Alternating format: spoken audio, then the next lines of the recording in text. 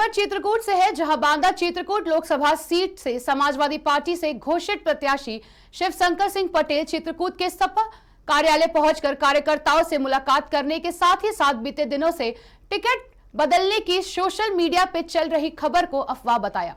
उन्होंने कहा, राष्ट्रीय अध्यक्ष अखिलेश यादव ने मुझे बांदा लोकसभा से प्रत्याशी घोषित किया है। राष्ट्रीय अध्यक्ष जी ने कहा है कि ना टिकट बदला है ना टिकट बदलेगा। मैं लगातार जनता के बीच में जा करके जनसंपर्क कर रहा हूं। साथ ही बताया कि बीमार हर व्यक्ति होता है, लेकिन बीमारी के बाद व्यक्ति ठीक भी होता है। मैं पूरी तरह से स्वस्थ हूं और जो भी खबरें चलाई जा रही हैं, जो सोशल मीडिया में चर्चा की जा रही है कि प्रत्याशी बदला जा रहा है, वह पूरी तरह से गलत है।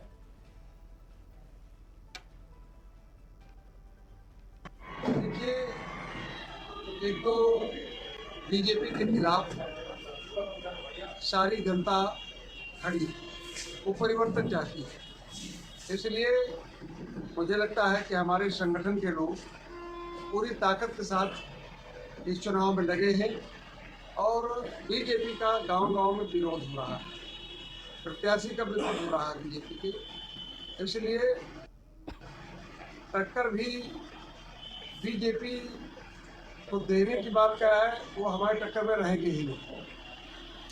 लगातार सोशल मीडिया में अफवाहें कहें या जो है चर्चाएं हो रही हैं कि जो सपा प्रत्याशी हैं उनके ऊपर विचार किया जा रहा है, उनको लड़ने के उस पे नहीं है, बीमार रहते हैं। तो क्या ये कहाँ तक ये सच्चाई सही है? अब बीमारी को तो आप मुझे देख रहे हैं कि मैं लगातार दौड़ रहा हूँ, हर कार्यक्रम में आप लोगों ने देखा होगा। तो की तरह अब बीमारी किसी को आती है, कभी ठीक भी हो जाती है। ऐसा थोड़ा है कि बीमारी कोई स्थायी बीमारी हमको है। हम पूरी क्षमता से चुनाव लड़ रहे हैं और दौड़ रहे हैं। अभी भी 4-5 गाँव का कार्यक्रम लगा हुआ है, वहाँ जा रहा हूँ। और जो अफवाहों की बात है, तो आप ये जानते हो कि एक दिन में पूरे देश को गणेश जी को दूध पिला सकते हैं। तो अफवाहों के मामले में जो दल बहुत आगे है, उनकी अफवाहों को मैं क्या करूँगा।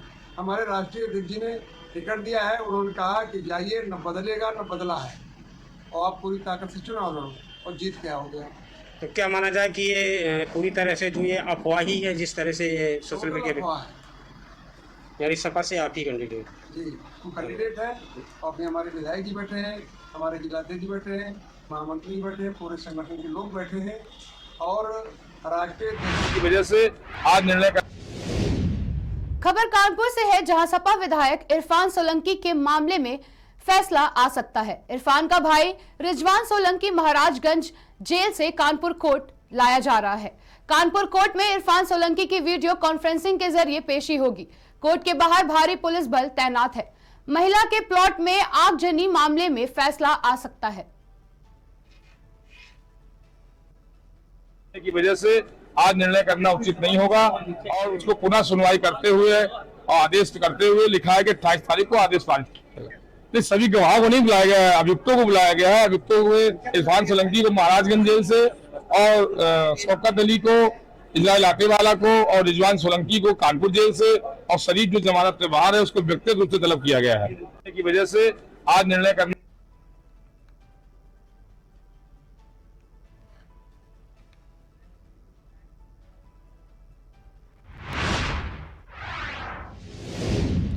खबर हापुड़ से है, जहां पर हापुड़ एसपी अभिषेक वर्मा के निर्देशन में हापुड़ ट्रैफिक पुलिस लगातार एक्शन में है।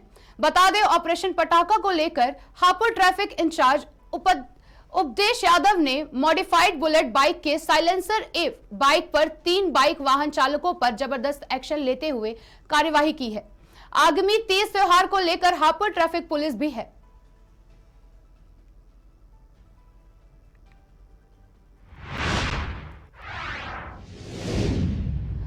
खबर फर्रुखाबाद से है, जहां स्वच्छ भारत मिशन आवास प्रधानमंत्री आवास योजना के अंतर्गत प्राप्त निर्मित भवन और शौचालय को जबरन तोड़ने का आरोप लगाया है। बता दें कि रिंकी देवी पत्नी देव सिंह ग्राम दौलतपुर बरतत थाना नवाबगंज जनपद फर्रुखाबाद के गांव की आबादी की भूमि पर पूर्वजों के कब्जा मकान पर बना हुआ था।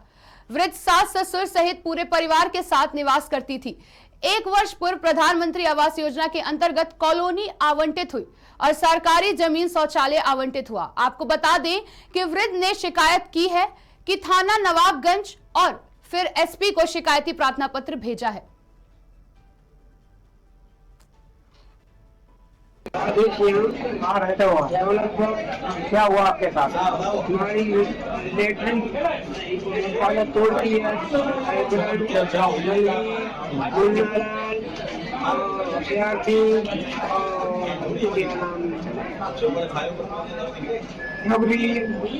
क्यों तोड़ी लेकिन क्या बात हुई? उन्होंने जबरदस्ती हमारे यहाँ रास्ता टाइम हमें रास्ता है नहीं, मेरा हैंड लगा हुआ है लेटरिन जबरदस्ती रास्ता दिए। आपने शिकायत कहाँ की? शिकायत लगाई थाने में क्या, आपसे थाने में क्या बोला? जाते ही आ रहे गए, फिर उसके बाद वही बात नहीं, उसके बाद आपने कहाँ शिकायत की? एसपी साहब। अगला जो 2024 का जो खबर फर्रुखाबाद से है, जहां अरविंद केजरीवाल की गिरफ्तारी के विरोध में आम आदमी पार्टी के कलेक्ट्रेट परिसर में धरना दिया गया। वहीं आम आदमी पार्टी जिला अध्यक्ष नीरज प्रताप ने कहा कि फर्जी शराब घोटाला बनाकर उन्हें गिरफ्तार किया गया है। लोकसभा चुनाव में आम आदमी पार्टी से भाजपा डर रही थी, इसी वजह से गिरफ्तारी की गई है। उन्होंने कहा कि लोकसभा चुनाव में जनता भाजपा को करारा जवाब देगी। भाजपा तानाशाही कर रही है, पहले संजय सिंह फिर मनीष सिसोदिया को गिरफ्तार किया। लोकसभा चुनाव में हार होती देख केजरीवाल को गिरफ्तार किया गया है। अगला जो 2024 का जो चुनाव आ रहा है उसके अंतर्गत इस तानाशाही सरकार को उखाड़ने का काम करेगी। और ये सरकार ने जो काम किया है ये जनता देख रही है, उनके तानाशाही रवैये को देख रही है, उसका जवाब जनता अपने वोट के द्वारा देगी। हम लोग इसकी भर्त्सना करते हैं, आम जनता को, आम शहरी को परेशान न किया जाए। जो लोग भ्रष्ट हैं वो भाजपा में शामिल हो गए हैं और सीबीआई और ईडी के द्वारा जिनको डराया गया, उनसे इलेक्ट्रॉनिक बॉन्ड के नाम पे चंदा लिया गया। आज एक छोटी सी कंपनी फ्यूचर गेमिंग, उससे 1300 करोड़ का चंदा लिया गया। अब मैं पूछना चाहता हूं कि क्या उस कंपनी ने आपने कितना बड़ा फायदा पहुंचाया? वो पैसा कहां से आया, कैसे आया और आपको चंदा कैसे दिया? उसी चीज का खुलासा हो रहा है जो सुप्रीम कोर्ट की वजह से हो रहा है। उसी को दबाने के लिए ये उल जलूल काम किए जा रहे हैं, हरकतें की जा रही हैं, इस तरह के तानाशाही रवैये को अपनाया जा रहा है। लेकिन जनता जान चुकी है कि ये लोग वसूली गैंग है जो सीबीआई और ईडी के दम पे आम जनता को, व्यापारियों को, लोगों को ठगने का काम कर रहे हैं, देश को बेचने का काम कर रहे हैं, देश को लूटने का काम कर रहे हैं। इन लुटेरों को देश से खदेड़ने का समय आ गया है। इंडिया गठबंधन के सभी लोग एक साथ हैं, सीपीआई वाले, कांग्रेस वाले। अभी मैं अपने सीपीआई वाले भाई साहब से जो है गुजारिश करूंगा कि 2 शब्द कहे और बताएं इस तानाशाही रवैयों को हम लोग मिलकर के कैसे एकजुट होकर के जवाब देंगे, किस तरह उसको उखाड़ के फेंका जाएगा। जो सरकार निकम्मी है वो सरकार बदलनी है, देश को लूटने नहीं दिया जाएगा। इस तरह से देखा जाए इस तानाशाही रवैये की वजह से आम आदमी पार्टी को ऊपर बार बार नोटिस दिए गए। इसी तरह आपका शिबू सोरेन जी के बेटे हेमंत सोरेन जी को भी गिरफ्तार किया गया है। ये चाहते हैं कि विपक्ष ही ना हो, विपक्ष को खत्म किया जाए। जब संसद के ऊपर हमला हुआ था, क्या वो हमला नहीं था? क्या दोषियों पर कार्रवाई नहीं होनी चाहिए थी? उनको उठा करके जब देखा गया तो हमारे सिर्फ आम आदमी पार्टी के और नेताओं को उठा करके उनको सदन से निष्कासित किया गया और जो तानाशाही वाले कानून है वो लाए गए। इन कानूनों को लाने के लिए सरकार ऐसे रवैये अपनाती है, ना कि उसको कोई लोकतंत्र की परवाह है। वो तो लोकतंत्र को कुचलने वाले लोग हैं, तानाशाही को पोषित करने वाले लोग हैं। ये संविधान को बदलने के लिए 400 सीट चाहते हैं। जनता से इनको कोई लेना देना नहीं है। ये ईवीएम से, मशीन से बने हुए लोग हैं। ईवीएम हट जाए तो मैं बोलता हूं ये 40 पार भी नहीं होंगे। और ये रवैया जल्द से जल्द जनता खत्म करने वाली है। जल्द से जल्द 4 जून को ये 400 पार नहीं 40 के आसपास दिखाई देंगे। माननीय केजरीवाल जी को आप गिरफ्तार कर सकते हैं, उनकी आवाज को नहीं दबा सकते, उनके काम की बराबरी नहीं कर सकते। जिस दिन आप काम की बराबरी कर लेंगे, मैं आपको चुनौती देता हूं कि आपको 10 साल नहीं, आप 100 साल भी जी लेंगे, तब भी माननीय केजरीवाल जी को ना आप दिल्ली में हरा पाएंगे ना पंजाब में हरा पाएंगे।